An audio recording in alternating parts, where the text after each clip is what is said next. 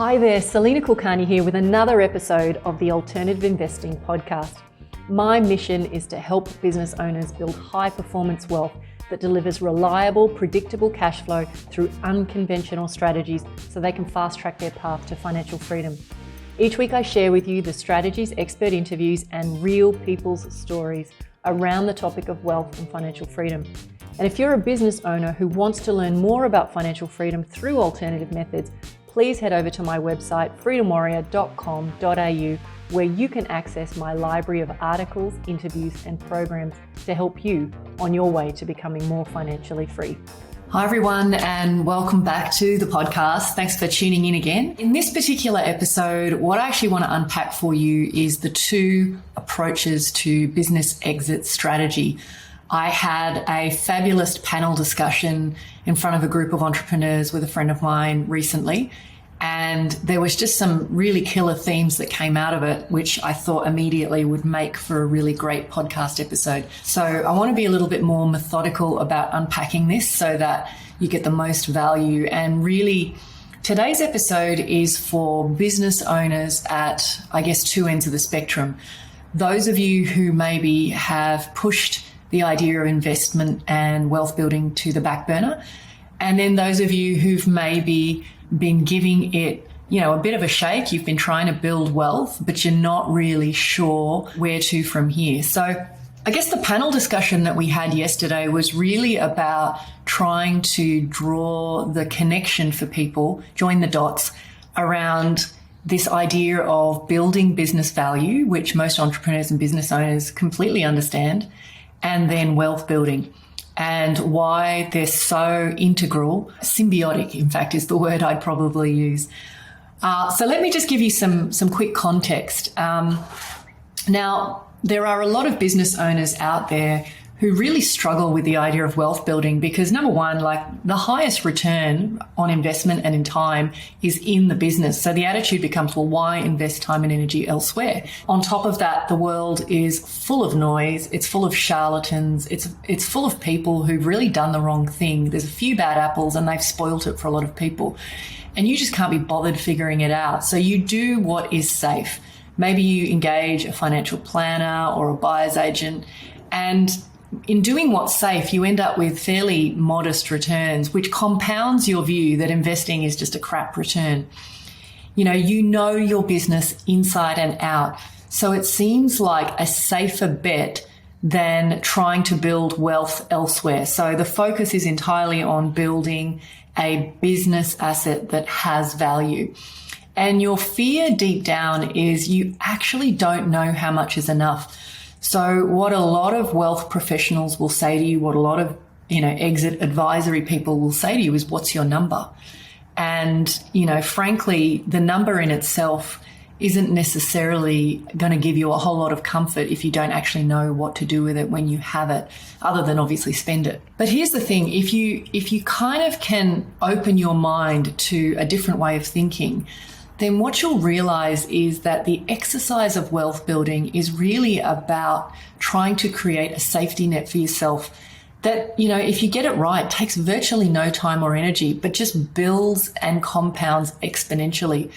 Quite right, it may not ever give you the same rate of return that you get in your business, but I'll unpack for you in a little while why that might not be such a bad thing. You get really good at one thing.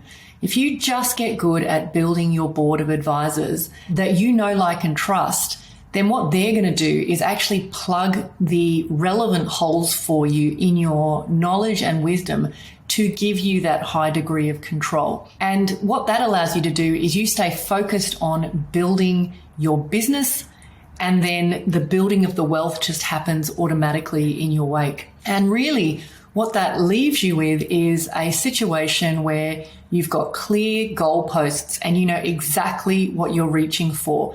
You know exactly how much is enough and how you're going to get there. That's the aspiration. And what I want to start with today is I want to actually really make it crystal clear, because I've spoken to so many business owners over the last 5, 6, 7 years who are in a lot of financial pain. And I've said this before, but there's an assumption that as your wealth and your net worth grows, that financial problems disappear, but a little bit like rearing children, they don't disappear, they just change form. What people have described to me and what I've witnessed is that there is huge concentration risk in making your business your sole vehicle for wealth building.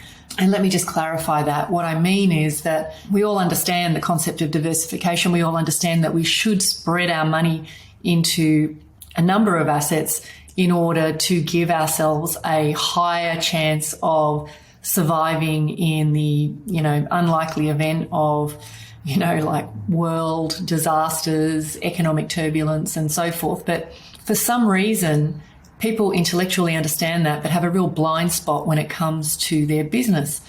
And, it comes back to what I said earlier, like a lot of business owners will argue, why would I invest in something that gives me half the return when I can get high double-digit return on my time and investment inside my business? But ultimately, and I'm going to share a couple of case studies with you today, building wealth outside your business is the ultimate insurance. It's the ultimate plan B. I often ask business owners, like, if your business were to, in fact, step back, if something were to happen to you tomorrow and you could no longer run your business, would your family or would your partner or wife or husband, would they know what to do? And, a lot of business owners scratch their head and realize that actually either their partner or their kids or their family have no interest in the business, or they don't have the skill set, or maybe there's just no obvious succession plan. And this isn't about succession planning, but it's really the reason that a lot of business owners have approached me over the last couple of years to work with me to help them on that wealth building piece is not so much they have amazing businesses there. In fact, I would almost say some of these guys have cash cows. Like, these businesses are super lucrative. They are super valuable. And the challenge that they face and the concern that they have is, like, if something happens to me or something happens to the business, they don't want their families to suffer. And that's really, this comes back to this whole idea of a lot of entrepreneurs and business owners are providers, sometimes the sole providers in their tribe or in their family. So, building wealth is really not so much about saying, look, how can I build another income stream for myself that will, at least equal my business? It's not about that. It's about creating an insurance policy and a safety net. So one of the things that I know for sure, and I've titled this podcast, The Two Ways of Exiting, is that you have the business owner who recognizes, almost from the get-go, that there is a need to build wealth in the background and create that insurance policy. And, maybe there's other motivators as well around why they build wealth. Maybe it's about, experiences they had in their childhood or lessons they've learned from their parents or, just sheer drive and ambition. But then on the other side, you've got business owners who are extremely talented in their methods for developing wealth, and yet they're naive, and I say this in a compassionate way, not in a negative way, to believe that, they'll just get a big ticket sale one day from that particular asset that will solve all their financial problems, and the necessity to build other wealth is just, wiped clean, not necessary at all. So they're the two strategies that I'm putting on the table today as being, in some ways, I guess, the two extreme ends of the spectrum, and then you've got everything in between. But the question I'm asking you to consider today is, which one are you, or which end of the spectrum do you sit at? And I want to encourage you to maybe shift your thinking to be more at the end of this idea that instead of, as your business grows and your dividends start to swell, instead of sinking all of that into growing your lifestyle, get the balance right. Like, I understand, you work your butt off. You need to enjoy and reward yourself for that. I mean, that's part of the reason you go into business, is you want to take the limits off finances. You want to take the limit off the way that you impact your world, and you want freedom. So I get that there's a need to reward yourself. But, I think there's a balance as well that can be struck between growing your wealth and just blowing it all on lifestyle. And I think sadly too often I see business owners justify the need to satiate their wildest, most extravagant dreams at the expense of wealth building. And frankly, I don't think they need to be mutually exclusive. I guess what I believe is, satiating your wildest, most luxurious dreams shouldn't happen at the expense of wealth building, I guess is the value or the belief that I have. There are plenty of other podcasts that I've created around this topic of how much wealth is enough. And for those of you who are interested in that, I encourage you to go back and listen to some of the ones, particularly where I talk about freedom formulas. There's a podcast I did around the 3 parts to the wealth game. So that's a really good one as well for you to go back and listen to if you are interested in understanding more. But just in terms of a quick kind of recap, when I ask business owners what is it that they want, either like if we think about the business asset as one asset and then, all the other wealth that you build as and I'm thinking about that as your overall wealth, what is it that you are trying to achieve? And everyone to some degree will give me varying emphases on 3 things. They want liquidity. So they want the capacity to generate an income stream that not only delivers them enough income to maintain the life that they want, but create a surplus as well. So more income than they need to live off. The second thing is they want leverage. They want to take whatever finite resources they have and massively amplify them. And then the third piece is legacy. They love the idea that their wealth can be used to influence. And that is really the true meaning of the word legacy. And in the financial context, it's about, what causes and charities do you care about?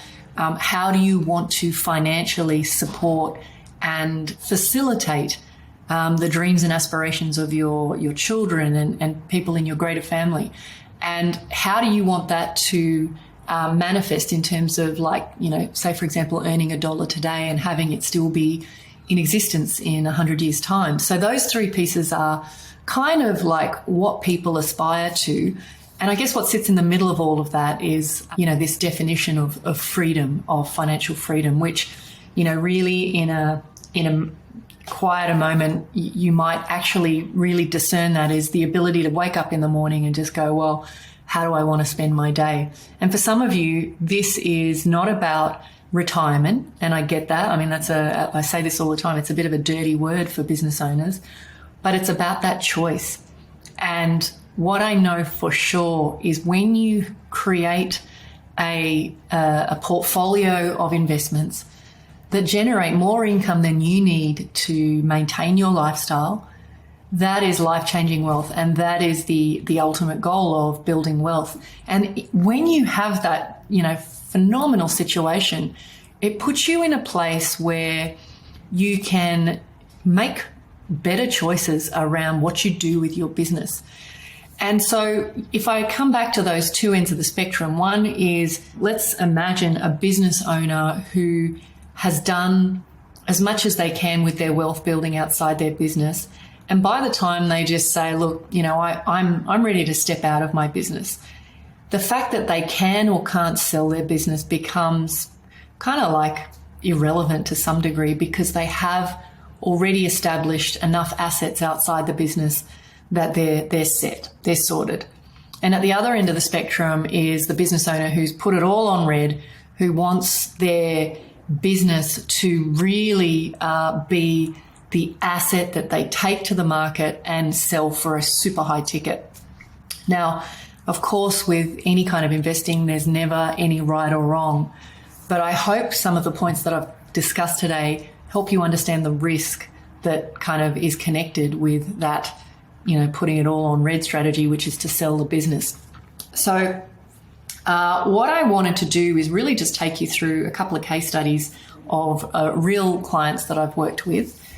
The first one is a very talented entrepreneur who has run a number of businesses over the last sort of 30, 35 years, and has become so good at what he does that there's almost this sense of invincibility. It's almost like he can start a business overnight and have it, ramp up to 7 figures within a very short space of time.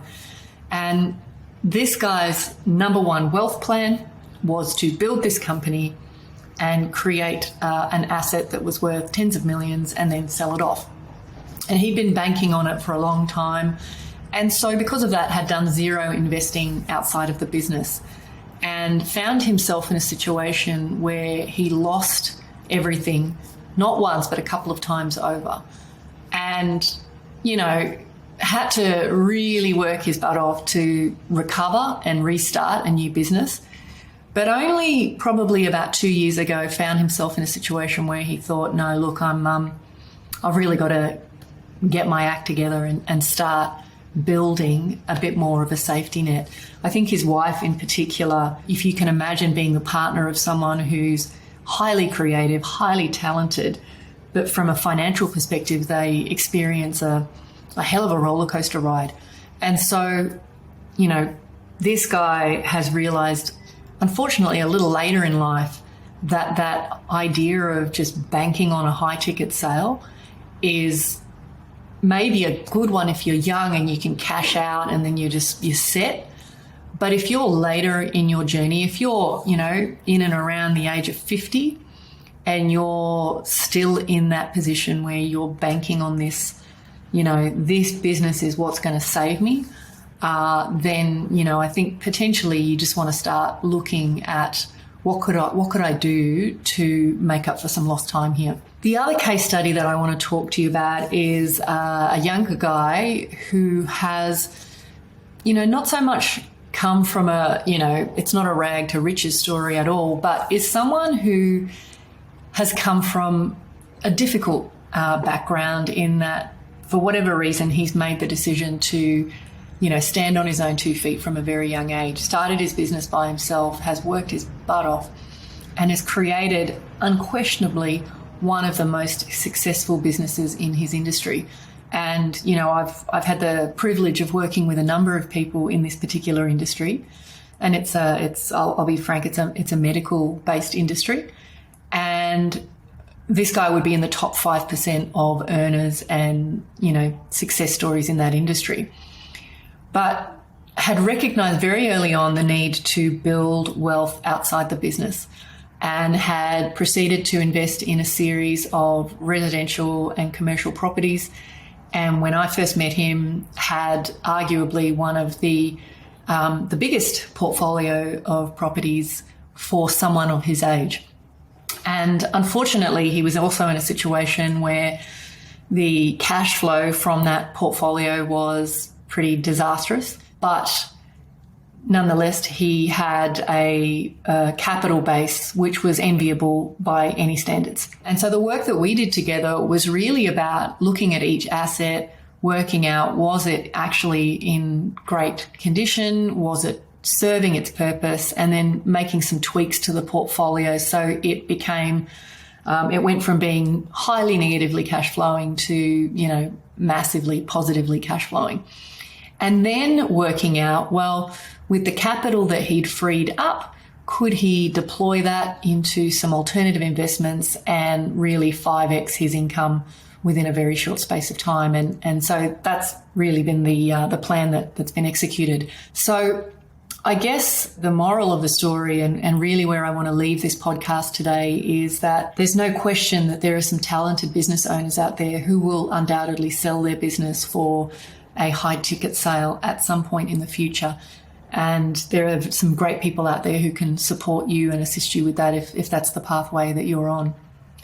If anything that I've said today resonates with you, if you like the idea of really getting serious about building that plan B or building that insurance policy, then there's never been a better time to think about that than now. The market, especially around real estate, has become incredibly frothy. Yields, income streams have become very compressed.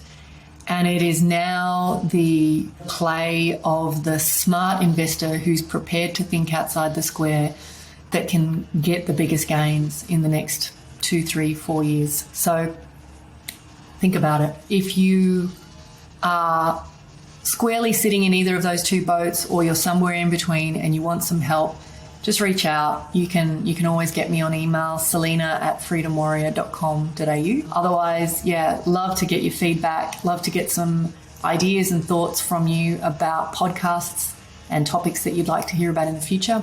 And thank you for all those people who have given me lots of words of support in recent times. I really appreciate it. Till next time, take care. Thanks so much for listening to the Alternative Investing Podcast.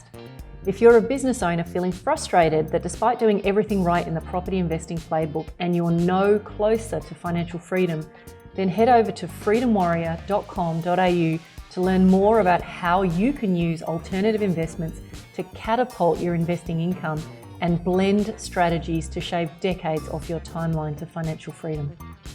Till next time, take care. See you on the next episode, and bye for now.